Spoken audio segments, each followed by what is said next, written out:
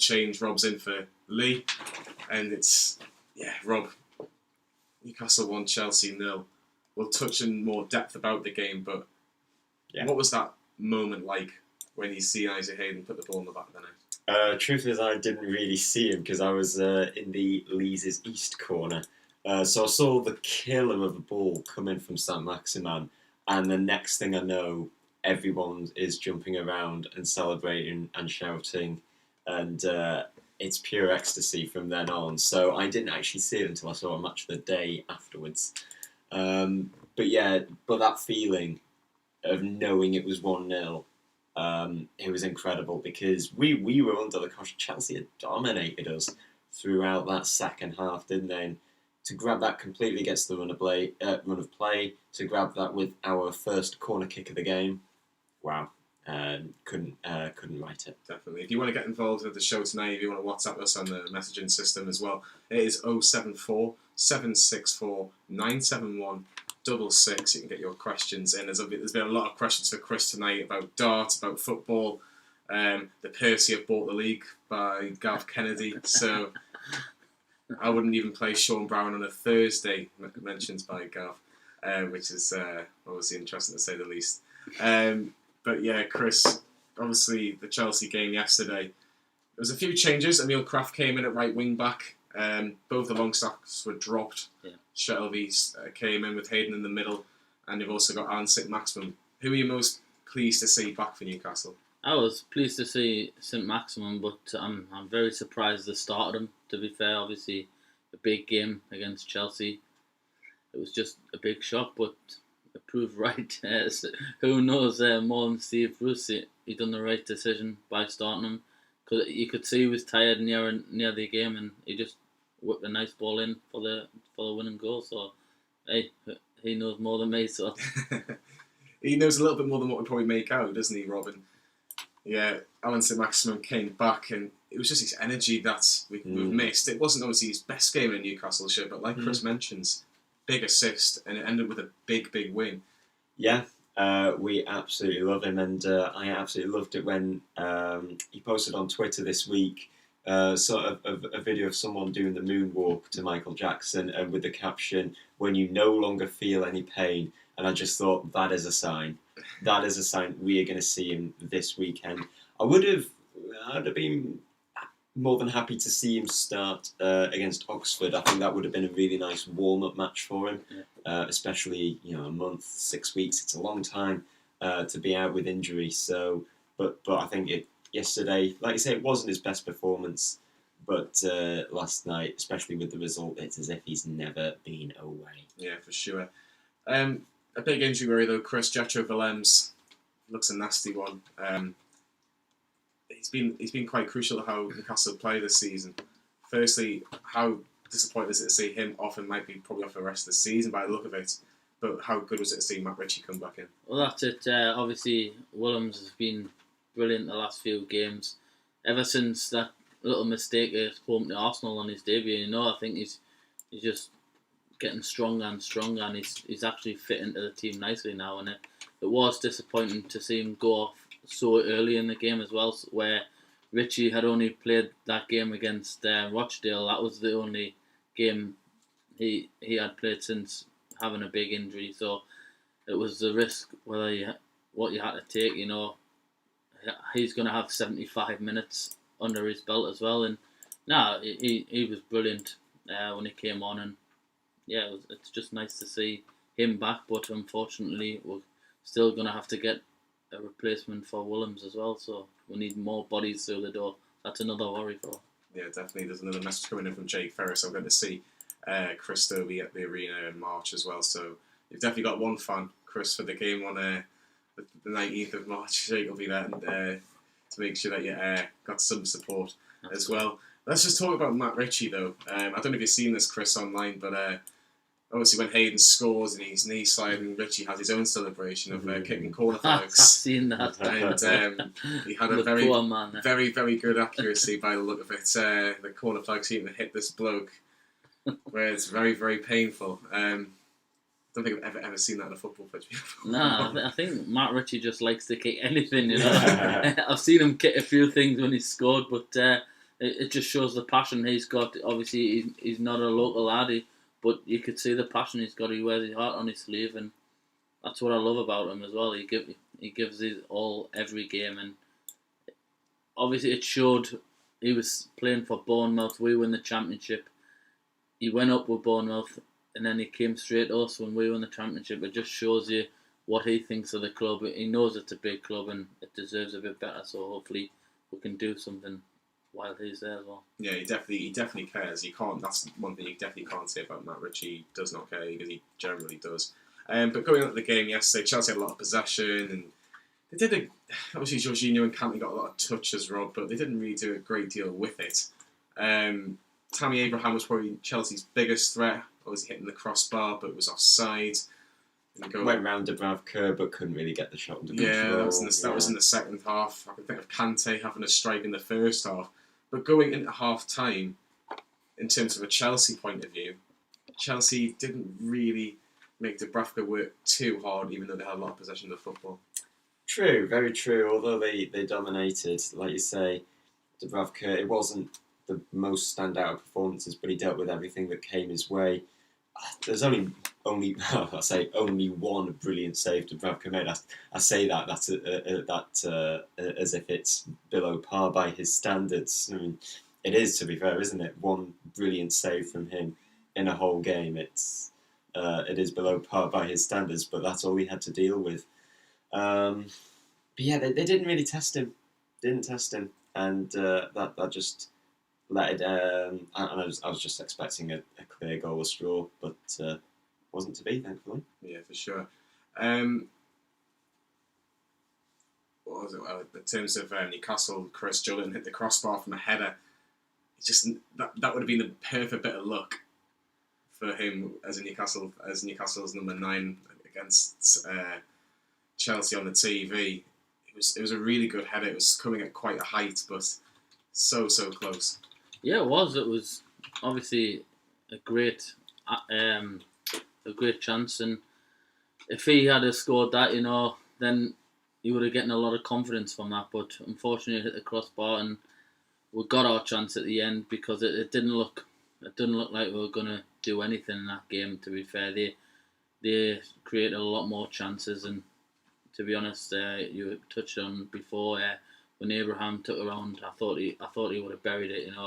Any other game that would have been in the back of the net, but I think he miskicked it. And luckily for us, everything they threw at her was nowhere near. So it was a great to get the 3 points in the end. Yeah, for sure. Another message coming in. Well, from Stephen, I can't pronounce it. Stephen Cothart, I think it says, well done, Chris, on getting into the Premier League of darts. Hope you do brilliant.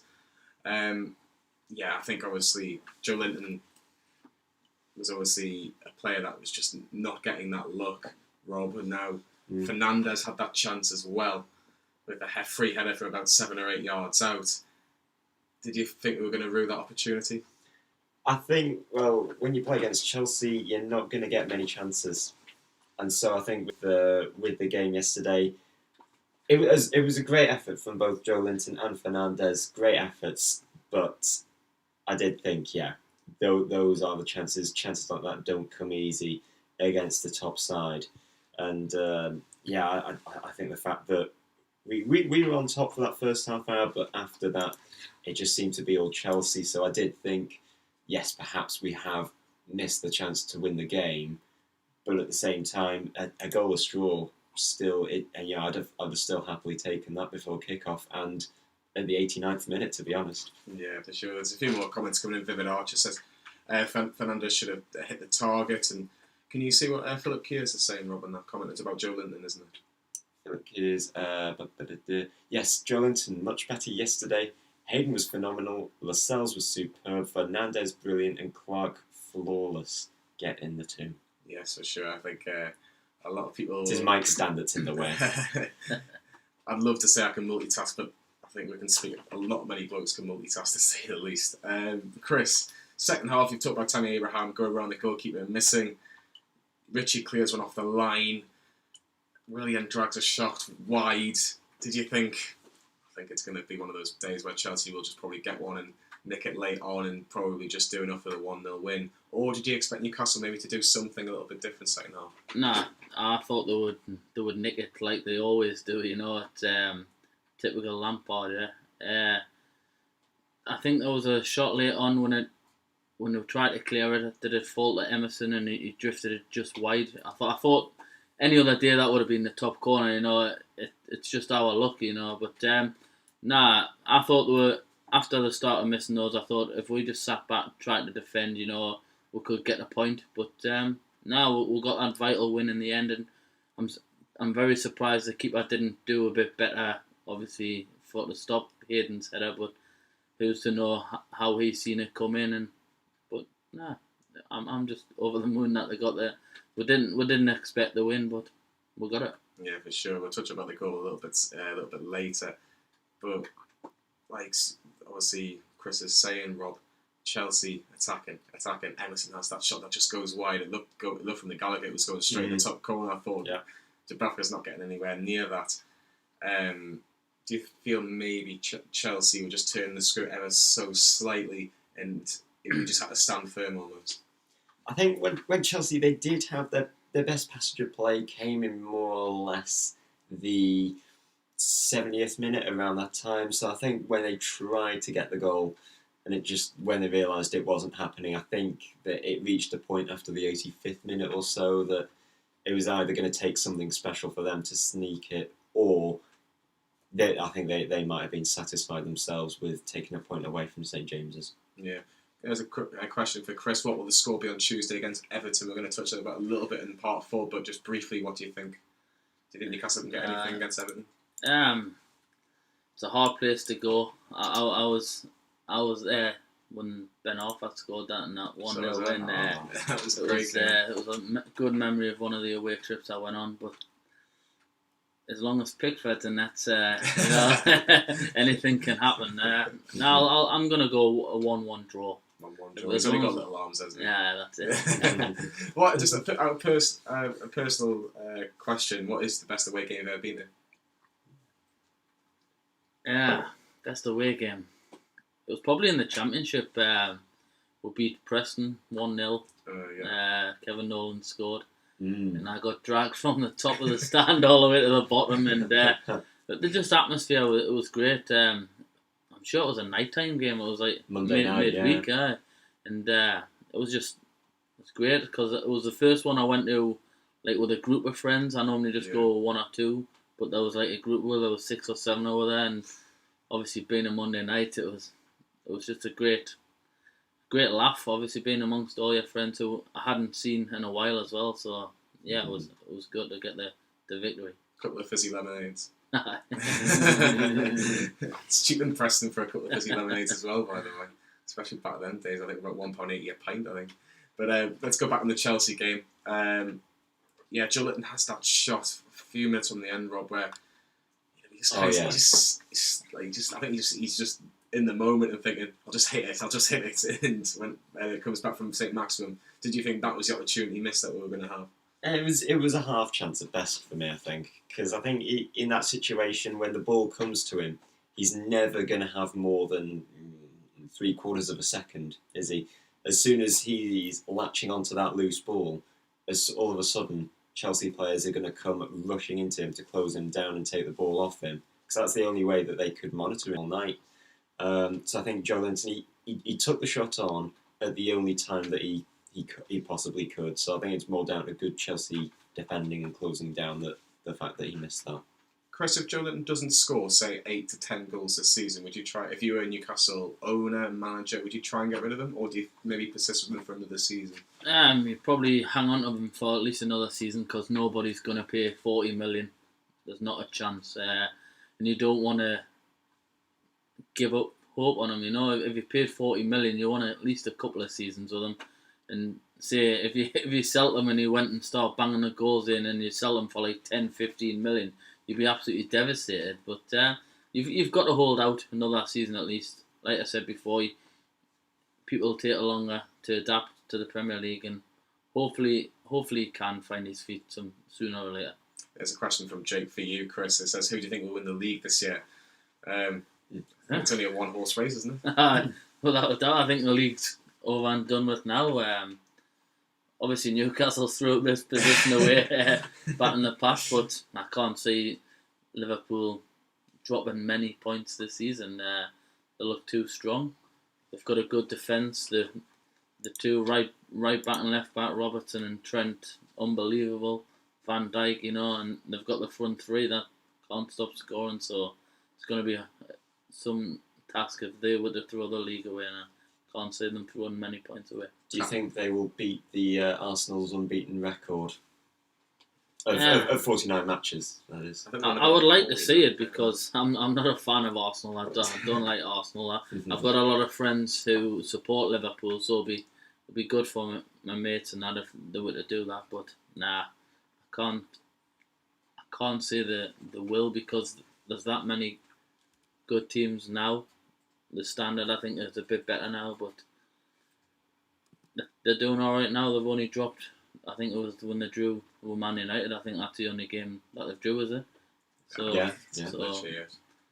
I think would you if they were to go and beat Chris and say, get over 100 points and not lose a game, and obviously before they come to Newcastle on the final day, and then we end that. But are they the best team ever to play in the Premier League? Yeah, I would definitely say that. Last year, Newcastle were very unlucky not to get something against them when they scored that late goal against it. So, yeah, you've got to class them as the best team ever. It's what they've done. They won the FIFA Club, whatever it was, the other week as well. So, and then they put a scratch team out against Everton in the cup, and they've done the job on them as well. So, if you can play 2 games in 2 days, obviously they played Villa and they lost, but they only had the young'uns out, So they can do what he's a great manager, Klopp. Obviously, I'm a big fan of Klopp. What he's done there is brilliant, and he's a passionate manager. And any club he goes to, he's the same. So yeah, it is good to see. But I'm sure you can't wait to come to Newcastle on the final day of the season and expecting a really difficult game. We've got a question. I say it's a question. It's a funny question, actually. It's not really a football-based question, but I just want to see Chris's reaction to this. It's from Sean Brown. If you know who Sean Brown is? Yeah. So Chris enjoys 7 balls of chili on Wednesday night. Well, he's a lad I've played darts with there. We had probably, it's got to be one of the hottest chili con carne I've ever tasted at a darts game, but I think they've done it on purpose to try and get to us because they actually brought the food out before my game was played, so I was on the one straight to the bowl of curry, my lips were burning and everything, so I'm sure they've done that on purpose to try and trick it. Allegedly. There's a question coming in as well. If you can take any Chelsea player for Newcastle, who would it be? Well, Rob, I'll let you start with this one. Is there anyone that you'd have gone? I wouldn't mind him at Newcastle. I've got a player in mind, but I'll let you start. That is a good question. I'm trying to rattle. That was from Darren. Was it Darren? So Gavin with the question there. I'm just trying to rattle through the Chelsea players. I think Tammy Abraham. I think on the basis that on how good that he will become in a few more years when he reaches his prime. I think he's going to be a force to be reckoned with. Of course, it's very unfortunate with him being behind Harry Kane at the moment. Of course, Harry Kane has still got a number of years left in his career to be the top dog striker for England. So I think it's really unfortunate for the likes of Rashford and especially Abraham to sort of be a few years younger than Kane, more or less the same age, you could say, and still be English because after all, Southgate does like the one striker up top. So I think Abraham, of course, with Harry Kane injured at the moment, I'd quite like to see him play for England at the in the March internationals. Yeah, I think for me, I would have N'Golo Kante from his performance yesterday. He was just brilliant. I thought he gave John Joe Shelby a tough time. We mentioned it yesterday in the score in the players, Rob, where every touch Shelby had, and you're thinking, can I get this ball long and does he Hollywood passes, linked with obviously Chris's nickname as well in mine there. He just covers every blade of grass, doesn't he? Yeah. He had his chances a bit unlucky with, but I thought he was the best player in the park yesterday. What did you make of Chelsea yesterday, Chris? And Who would you have if you could only pick one player to be in the Newcastle team? Well, before you said Kante, it was either Kante or Willian, because Willian, obviously, he's fantastic. He creates a lot of chances and he scores goals. So, Kante doesn't score that many goals, but he rules the midfield, you know. But I think I would have Willian, because we've needed someone who can cross the balls for a long time now. I don't think we've had a decent crosser of the ball. Obviously, we've got Ritchie, but he's been out. So I touch on one of my favourite players, Solano. He could ping a ball from anywhere, and we kind of miss that. I think Joelinton misses that as well. He needs a good player to deliver more and more balls in. So I would go for Willian. Yeah. So Steve Bruce in January is getting Kante, Abraham, and William. It's not bad. I'd take that, because there was rumours that there's going to be free signings for Newcastle over the summer, which we'll mention in the final part. Maybe we'll mention a little bit of the transfer window. But Willian's another name that's just he just, when he's playing really well, he's tough to break down. Let's have a look at some of your comments. Adam Taylor, he would take Tammy, the Big V, whoever Big V is in N'Golo Kante. He would prefer to have. Same with Jack Burns. He would Kante. Bams27 agrees with Chris. He thinks it should be Willian if we could get a player from Chelsea as well. So, and Vivid Archer says Willian as well. So, yeah, obviously a couple of votes for a few of the players there. But obviously Newcastle getting that goal right at the end through Isaac Hayden. It hits his nose more than anything, Rob, doesn't it? And it just bounced off his nose. And Kepa, could the keeper have done better? Well, if it comes off the head... Or no, well, if it comes off the head or the nose, is it any less of a goal? No. Do we only get half a goal? You don't celebrate any less, do you? No, not at all. So, fantastic. It was a bit of a terrible question there, Johnny. Oh, you were gone. Trying to dig us in here. No, in all seriousness, though, do you think the keeper could have saved it, or was it just such a good cross from saint-maximin that he was stuck in no man's land, really? As a former goalkeeper myself, when you get a good chunk of the ball like Kepa did on that last night, yes, he will definitely feel himself that he should have saved that. He can't say that it was out of his reach thing, because it more or less came off the middle of his arm. Would you agree? Would you agree? Or more or less the middle of his arm. So it's more of a case of poor positioning. Would you expect Dubravka to save that? Oh yeah, I would. Yeah. Would you expect Dubravka to save that yesterday? He could save anything. He's pulled us out of it the last few games, so I would have been disappointed if he didn't save that. Yeah, I think it's obviously it's a tough one to say anyway, but let's forget about that and let's talk about Isaac Hayden, Chris. I think he's very much been an unsung hero for Newcastle in the last 12 months or so.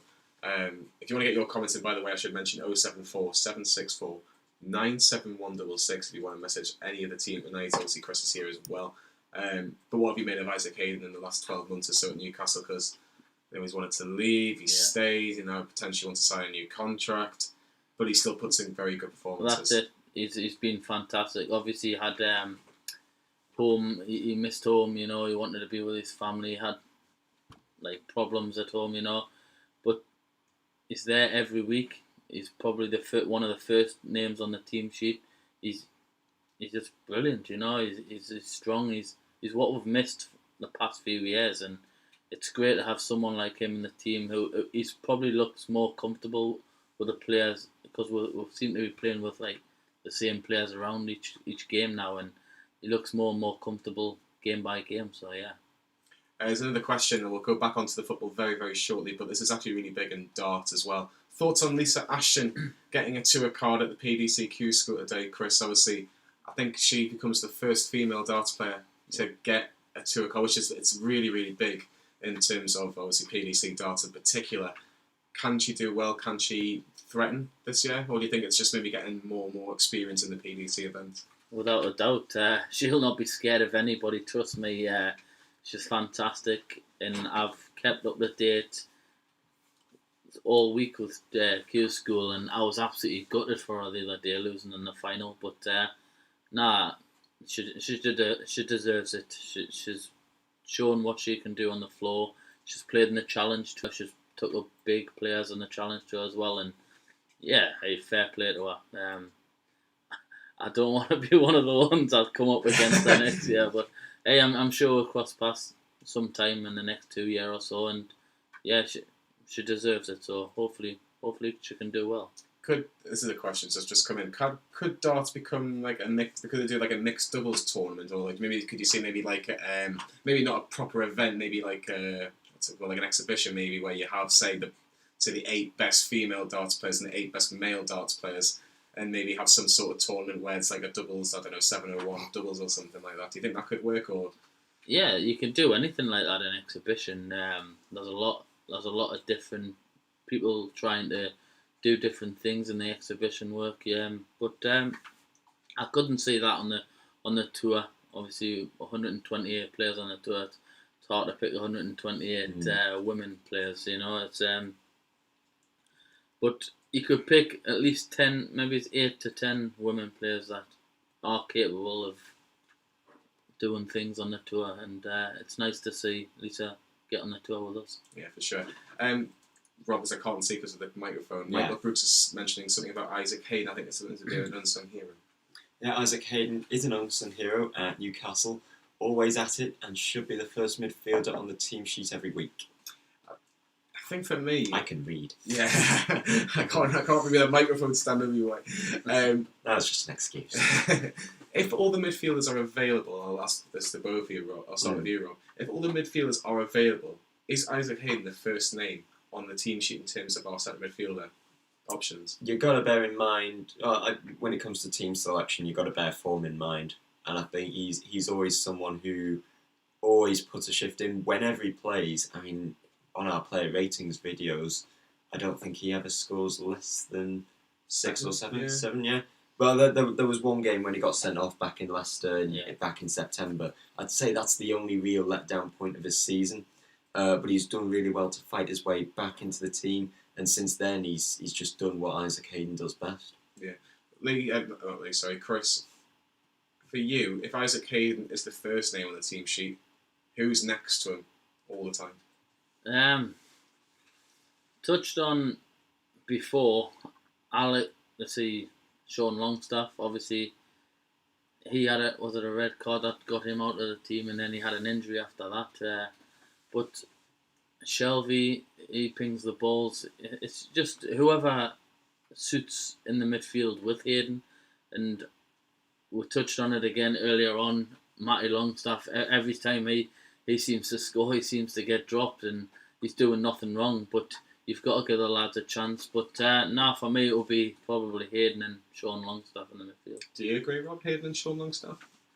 I would flip a coin between Shelvey and Sean Longstaff to partner Hayden in the midfield. Right, flip your coin. Now, I would base this on considering Shelvey's in his prime. Longstaff still has a few years left in him before he reaches that point. Shelvey is quite high up on our wage bill, so you sort of want to see those players playing.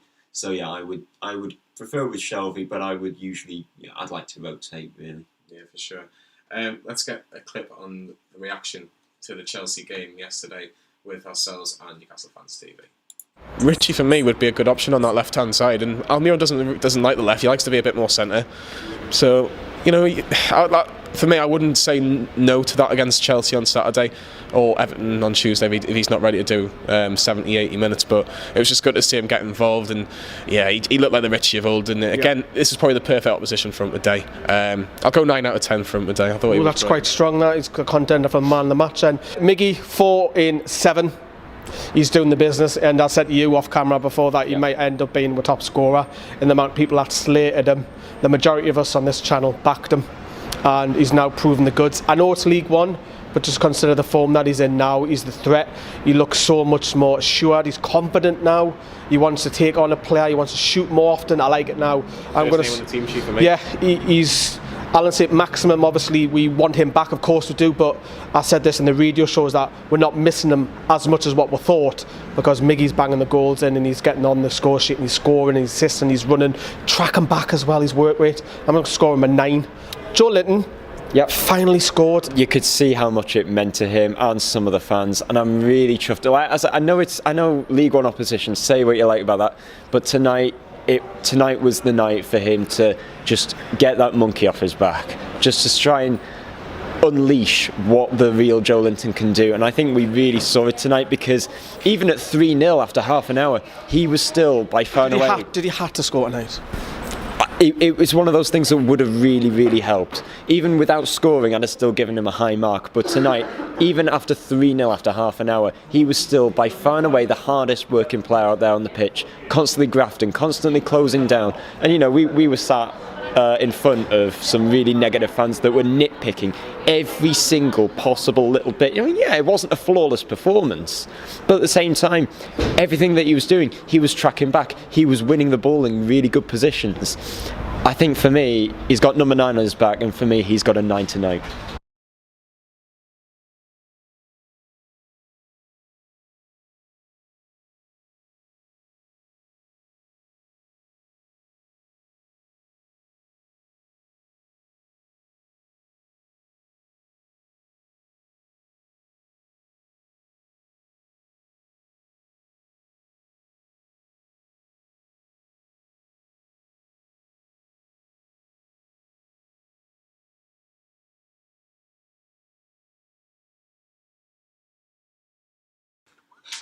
Yeah, it did work, and obviously Hayden going in at right wing back for Emil Kraft. It was a bit of a masterpiece or masterstroke rather, from Steve Bruce Rob, and he's silencing the critics once again. Big wins against Manchester United, Tottenham, and now Chelsea. A point against Man City. Yeah, and I think even a point against Wolves last week was a really good point, considering 3 defeats in 4. The injury list. You could go on. How well is he doing? I think he's doing a terrific job. I think no one expected this of him when he came into the fold. The amount of criticism that he received just for taking the job on must have put so much pressure on him, and credit to him, he has thrived under that pressure. It was an incredibly hostile environment that he was going into, especially replacing the much-loved Rafa Benitez. Big shoes to fill, and I think he's certainly proving the doubters wrong. Of course, it took time to try and prove those doubters wrong, but he's eventually done it over the course of time. And going into yesterday's game, he was 8 points better off, or we were 8 points better off than we were at that point last year. That's absolutely remarkable. Newcastle's last-minute winner in the Premier League was Spurs, 2-1 in 2015. December 2015. Yeah, Jose Perez and Alexander Mitrovic on the score sheet. Perez getting the late goal, which sent Newcastle fans crazy. The old White Hart Lane. Did you ever manage to go to the old White Hart Lane, Chris? Never went to White Hart Lane. Didn't miss anything. Honestly, I'm telling you that now. It's a long I road. remember when Ashley, I think one of my friends was there, and I think he was sat 1 or 2 seats along from Ashley, and Ashley bought everybody in the Newcastle end a drink and a burger or something like that. I think when they beat Tottenham 3-0, and was it Martin scored a 4-1 in March 2008. He scored an absolutely screamer. And I remember Paul Huntington, I think he scored as well. But I remember my mate saying Ashley was sat like a couple of seats along from him. And bought everybody a drink. I'll say he's a nice guy, isn't he, Rob? Oh, that was hang on. So there was back in 2006-07, we were under Shepherd. We've got a good run at the top, haven't we? Yeah, at White Hart Lane, you could say we lost both times that we travelled down to Wembley to play against them. But at least a North East side has played at the new Wembley at the highest level.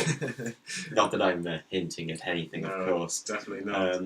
But yeah, decent record at the premises of White Hart Lane. I remember 2013-14 low at Remy, 2014-15 Perez getting his first goal for us. Yeah. Sammy Amiobi scoring the quickest goal in second half Premier League history. And that lovely green and purple kit. Green and blue.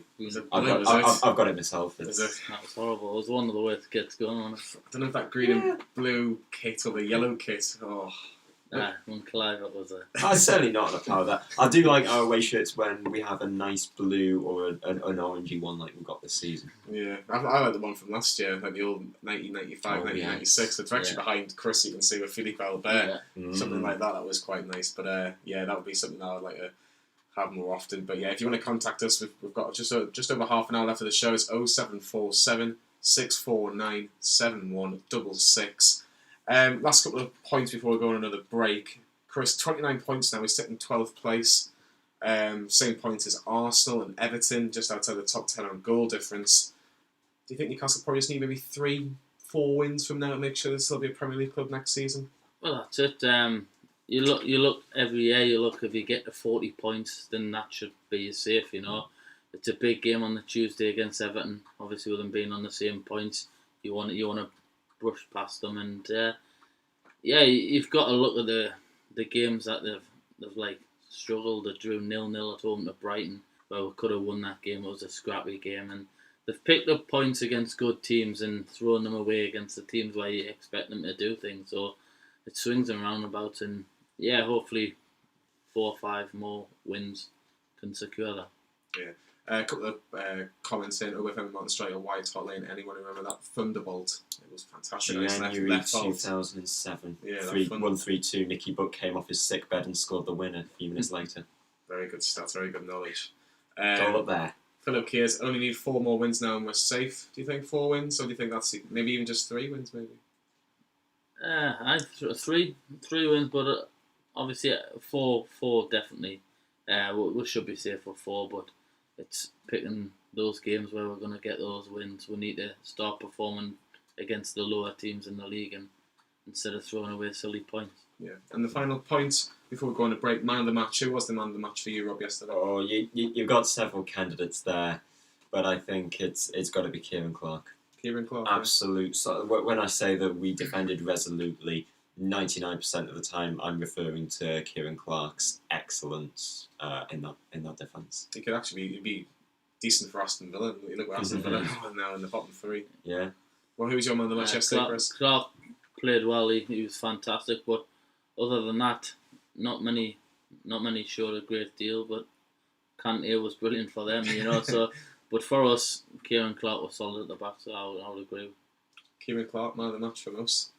I don't think we've said that many times this season. I think a lot of people are saying I wouldn't mind Kieran Clark getting out the door from the end of last season. But yeah, interesting to say the least. We're going to have a quick break, and in the final part of the show, we've got to touch about Everton quickly. We might even touch about the FA Cup. And if you've got any more questions for Chris, it's 0747 649 7166. You can text messages on WhatsApp for that number. That number one last time, 074 764 97166. We'll see you in a couple of minutes.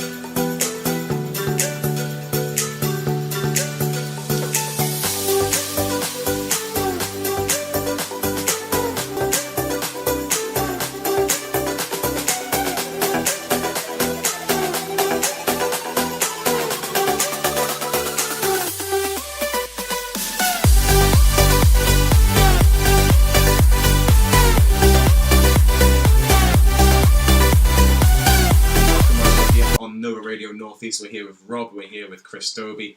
World number 19. Rob, would you like to be the world number 19 at something? Yes, most definitely. Just with the finance that comes with it as well. We've got a WhatsApp message in as well. It's Daz from Prudder. Is there any fan-led TV like football has, or would you embrace that if someone did? What do you think of that, Rob? Fan-led TV like football. Is that maybe for darts, maybe? Yeah. Because there was a couple of channels, like I know Live Darts, obviously on YouTube, are getting bigger and bigger, so that's a little bit of a shout-out for them. Do you think that maybe darts could do that, or do you think maybe the way that Live Darts are doing it, maybe, obviously there's other channels as well, but they're probably one of the biggest in terms of getting interviews maybe with yourselves and obviously the big players now. Do you think maybe something like that could work? Yeah, there's no reason why it can't. There is Live Dart and there's Dart Planet TV that do a thing, but it could be a step in the future. You know, you could get ex-players hosting the show. You know, who knows what's to come. But why not? If you don't try it, and you don't know if it's going to work, so it could go well. Another question: thoughts on Sid Little? I don't know who Sid Little is, if that rings a bell. Sid Little. He's memorable if you know who he is. I'm thinking the only person I was thinking was Sid Waddell. Yeah, that's who I was. I'm hoping that's what they mean, because Sid was a legend. I wasn't playing at the time when Sid was around, and obviously it was great to just listen to him on the TV. You know, being from I think he was from Linemouth or Woodward or something like that. It was great to listen to someone. I've heard great stories about him, and I was just unfortunately one of those that didn't get to meet him. No, for sure. It's a couple of comment from Jake. We are talking about safety, but look at the table. We're only 5 points off Europa League spot, and if an English team wins the Europa League, there's an extra space. I think that's how it works. I'm not necessarily sure if that's how it works, but it's because obviously 5th, 6th, and 7th. If someone say, for example, Manchester City win the Europa League, that 7th place will be available if someone doesn't win the FA Cup. Can Newcastle realistically get into those Europa League challenges, Rob? I would say our best, most realistic shot at any potential Europa League we're talking about would be through winning the FA Cup.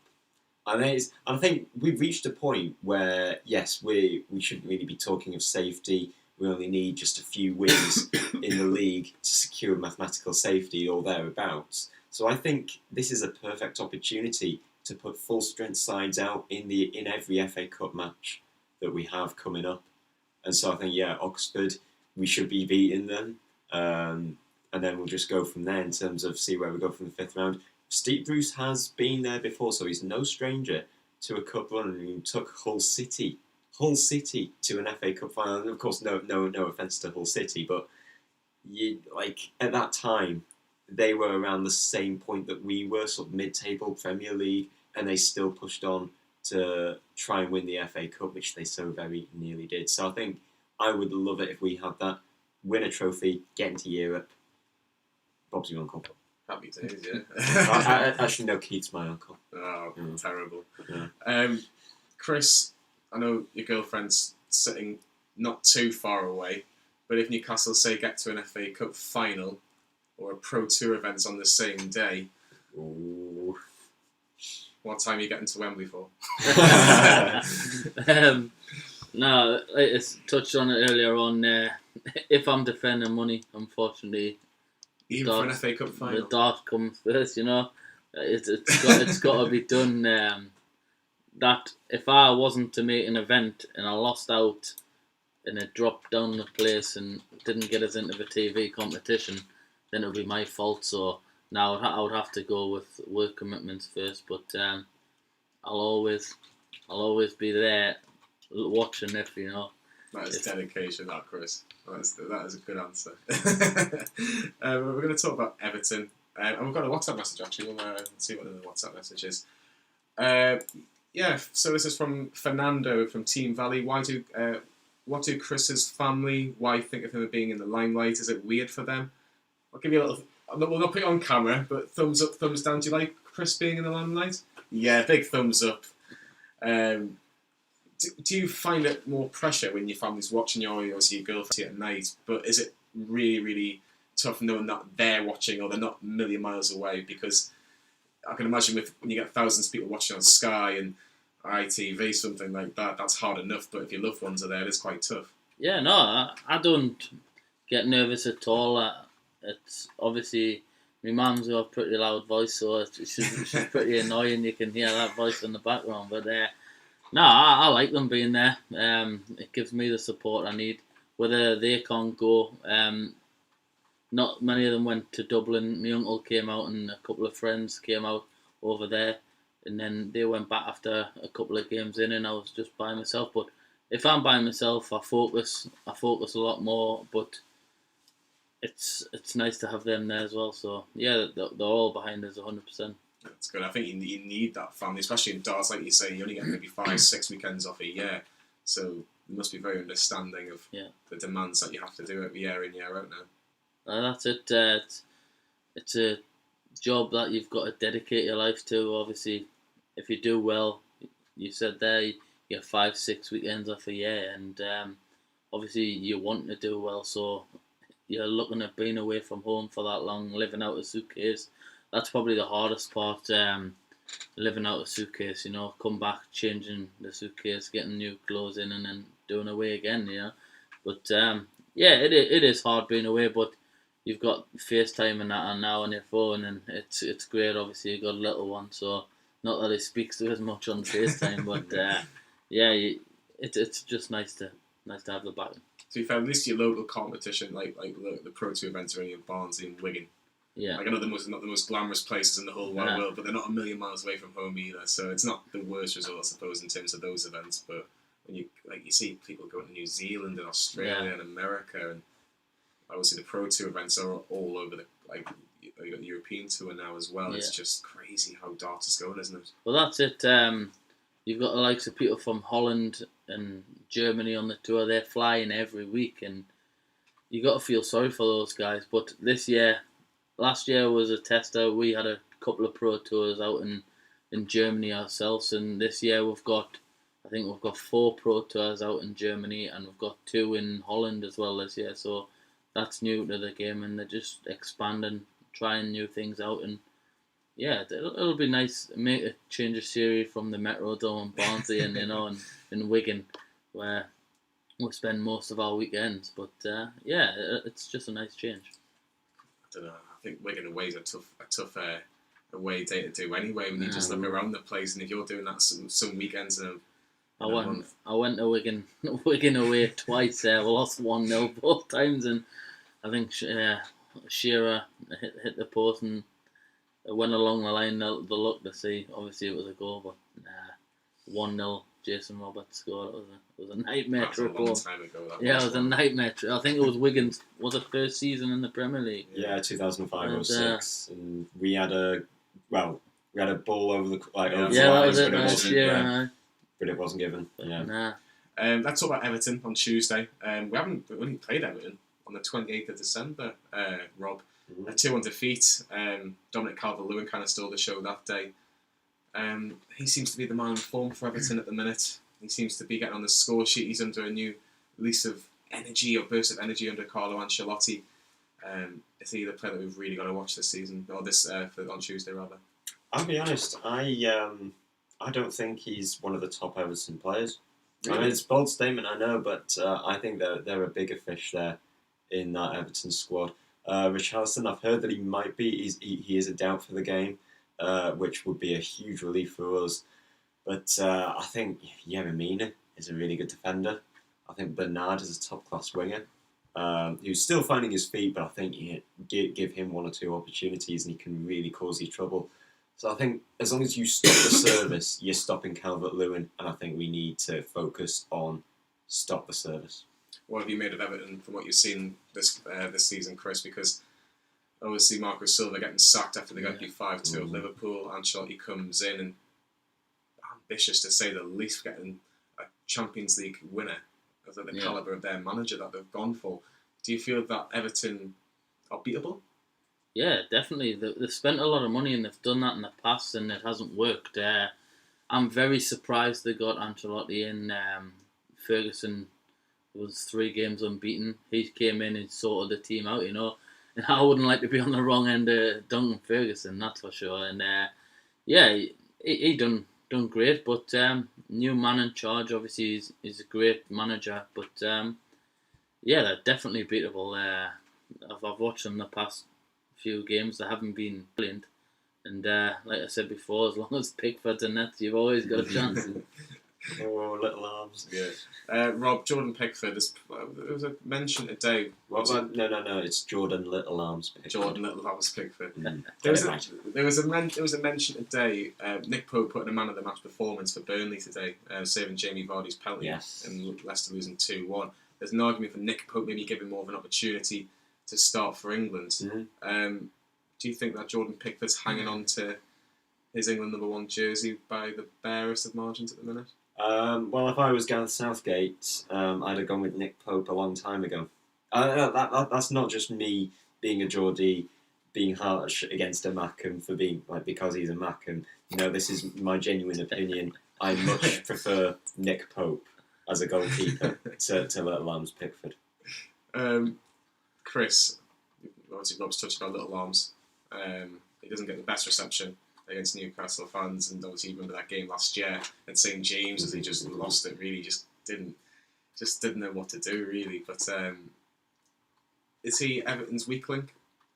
Nah, I wouldn't say he's a weak link because he is a good keeper. He tried to give Newcastle fans some stick a few years ago, and it backfired. They're just at him every time now, and you've even got the Liverpool fans and that giving him stick. He's not the best keeper in the world, although he's England's #1. But I wouldn't say he's their weak link, to be fair. They're dodgy in a few places, but I think they were looking to offload him or something that I seen the other week. Ancelotti might be looking to bring in a new goalkeeper, and Pickford might be away, but I wouldn't class him as just a weak link. Yeah, when you look at Everton's form since Ancelotti came in permanently, they beat Burnley, and then obviously they beat us a couple of days later. Lost to Manchester City, which can happen to any team. Yeah. And then I think the biggest disappointment for them, though, Rob, was the FA Cup game against Liverpool, in which it was Everton's pretty much first team, and Liverpool made a heck of a lot of changes as well. Liverpool reserves. It was pretty much Liverpool's reserves. Do you feel that was a massive missed opportunity by Owen and Ancelotti? Because absolutely, Everton haven't beaten Liverpool at Anfield since 1999, and the Liverpool fans keep reminding them of that. Absolutely. It was such a big game for both sides, with it being the Merseyside derby. But I think Everton, it was sort of one of those free hits, if you like, for Liverpool. If they were going to lose, then they could say, yes, well, we've got the league to concentrate on. We've got to win that first title in 30 years. And it's also our reserves. Technically, Everton's first team should be beating them. But then, Liverpool, you turn the tables around and you see that Liverpool's reserves plus James Milner, get that all-important win. And all of a sudden, it really is egg on the faces of Everton fans. That was a huge missed opportunity just to get yourself a win a few miles down the road at Anfield. And I think Liverpool now, they are well within their rights to go into each FA Cup game now, next weekend, in the 4th round, and say, you know what, I think that the league title is already won. We might as well try and go for this FA Cup with a strong team. So I think that was not going to be the case for the 3rd round, such an early hurdle for them. So yes, Everton certainly really missed a trick there. They'll be kicking themselves, I think, for a long time to come. Yeah, when you look at Everton, obviously there's a graphic on the screen if you're watching us on YouTube as well, Facebook or Twitter.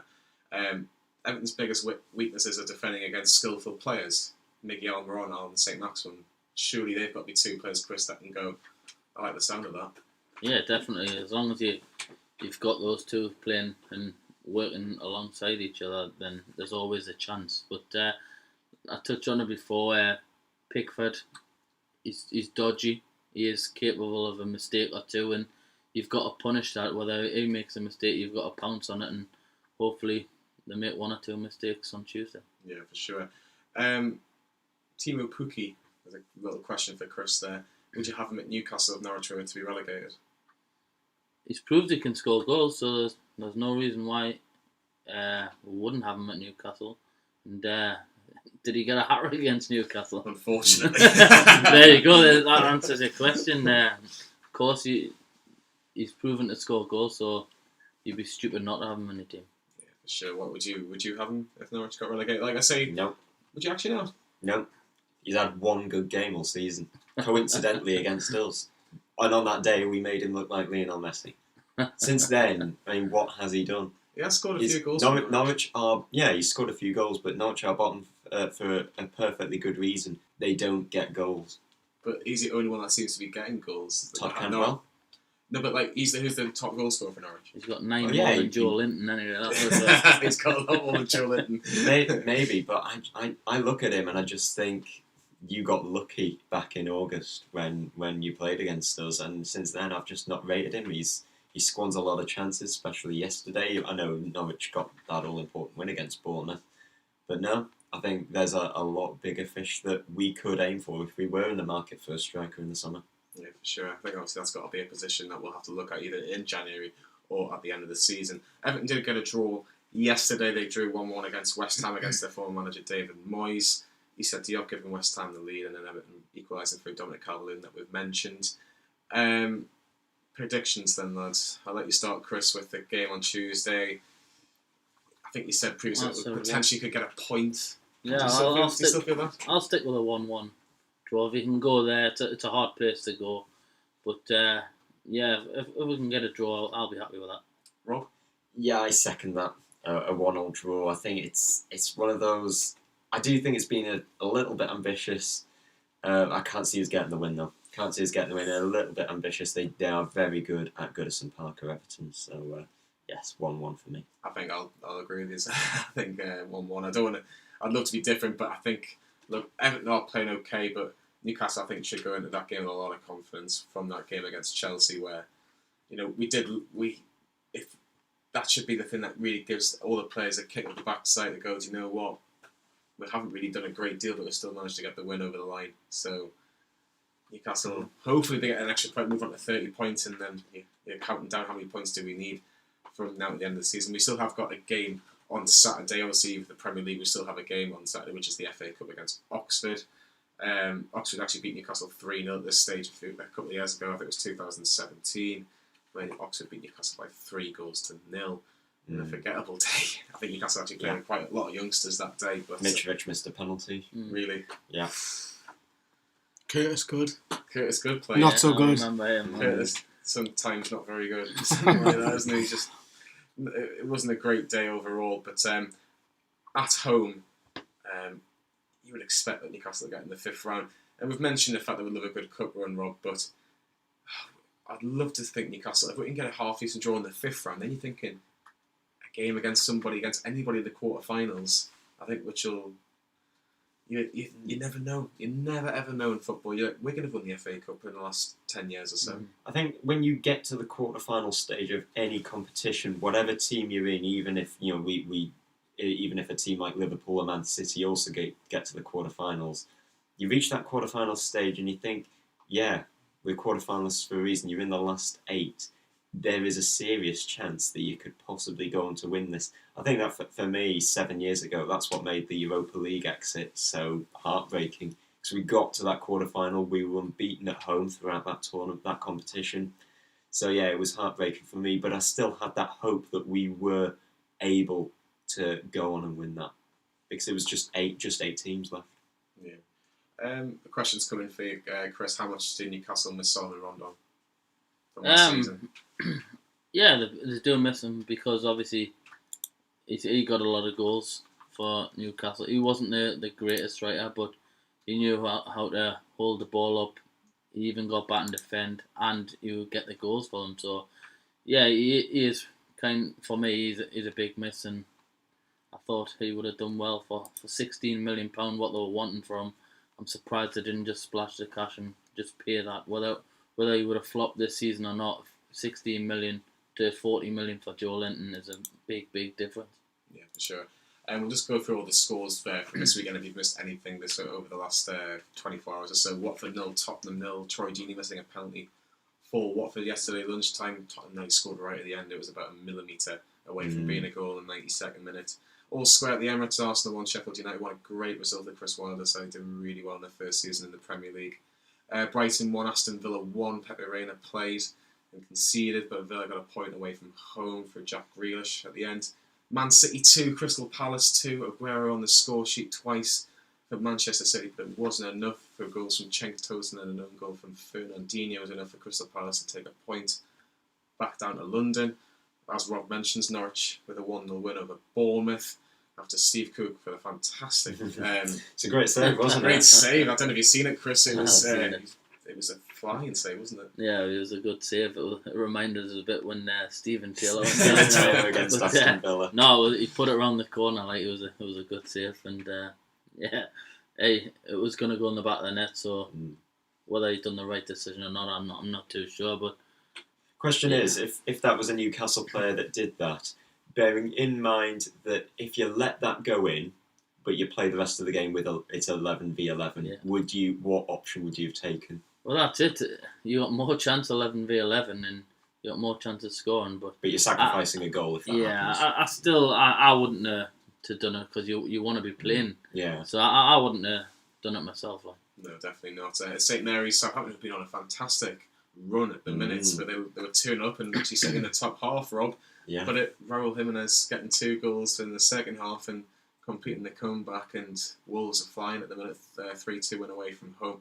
Are they one of the challengers to the top 4? Because we'll talk about Tottenham, talk about Manchester United, very hot and cold. I don't know, if I had to choose to play against either Wolves, Man United, or Tottenham at the minute, I think I'd rather stay away from Wolves. The way that they're playing, they're certainly putting themselves in contention. Was that they finished 7th last season.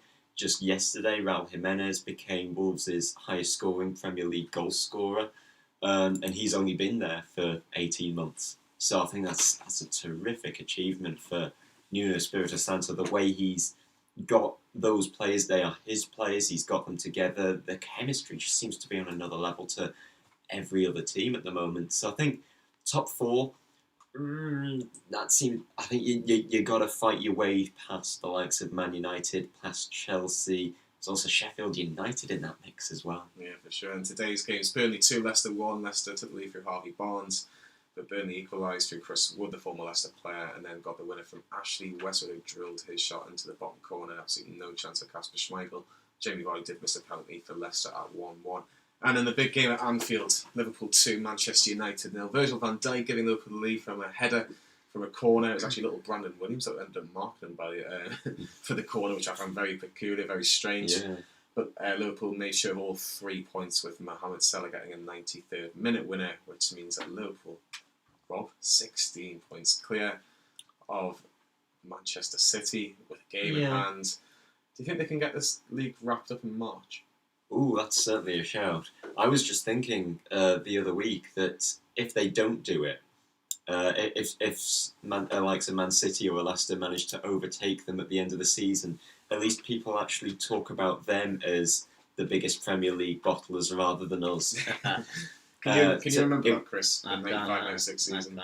How old you were? I was only 5 or 6, but I can still remember. Obviously, the season videos and that used to come out, and it was disappointing. I wasn't like a massive fan back then because I still didn't really have a clue. But the more you go on, you look back to those and think, oh, we could have done that, but we threw it away. It's one of those things you've just got to learn and live with. What were the old days like, Lee? I was only 4 years old. I was only 9 in 1995. But what a season that was to be a kid, man. 95, 96 with them strips and the new stadium. Brilliant, man. Yeah, it's obviously giving away Lee's age a little bit there. But, Chris can work that out. He used to let's have a look at some of the comments there. Jake saying, I'm having 2-1 for the Everton game. Mason says, when Putty's in form, he's unstoppable. So there's mixed views on Putty, to say the least. Get him in. Oh, Chris is saying get him in. Get your comments on who do you agree with? Do you agree with Chris? Do you agree with Rob? I'm probably more in saying that I'd like to see him at Newcastle because we don't get many strikers in at Newcastle. And I think he's better than Muto. Well, that's it. Carroll. We need bodies in. Obviously, Andy Carroll's a good signing. Free transfer. He's assisted goals. He hasn't scored yet on his comeback, but he's played a big part in a few games. So it's been a good signing for him. Yeah, I think it's obviously going to be interesting to see what happens to Newcastle transfer. And obviously, there's rumours that the lad from Inter Milan could potentially coming on loan, the winger as well. So maybe more competition for places. Just very quickly, Chris, Jared Bowen's been linked. The whole winger, around about £20 million is rumoured fee for him. Would you go for him in this window? He's done well there, but I haven't seen much of him other than this season, and 20 million's a lot of money to be paying for the likes of those, but that's this day and age in football, 20 million's nothing now, so I'm not 100% sure on that transfer, so I'll let you decide on that. All right, Robert, would you, if you had 20 million to spend on Jared Bowen, would you do it this window, or would you risk not getting him this window for getting him on a free in the summer? I think he's certainly attracting lots and lots of interest from Premier League clubs this window. So I can see him jumping ship away from Hull. Hull is not his future by the end of the summer. So I think he will jump ship immediately. And I think it's certainly worth it getting him because, like what Chris says, 20 million is very little nowadays. I think, yes. Yeah, I would definitely take him for 20 right now. Get your comments in if you think Jared Bowen should be in a Newcastle shirt in January. Shirt. Yeah. Yeah, I did say shirt. I'm making sure I said shirt. Not the other one. We do apologise. My thanks to Rob Spewell for tonight's show, and also my thanks to Chris. Chris, you enjoyed yourself? Yeah, it's been great. It's nice to do something different now and again, so yeah. Yeah, Chris will be on obviously the Premier League. Make sure you get tickets for that. If you can't, he'll be on Sky Sports as well, where he'll take on one of the best darts players in the world. He'll also be on ITV and Sky throughout the whole year. But thank you very much for being on the show. And thank you for everybody for listening, watching, however you want to do it. We'll see you again next week when hopefully Newcastle are in the 5th round of the Cup. Thanks for now. 102.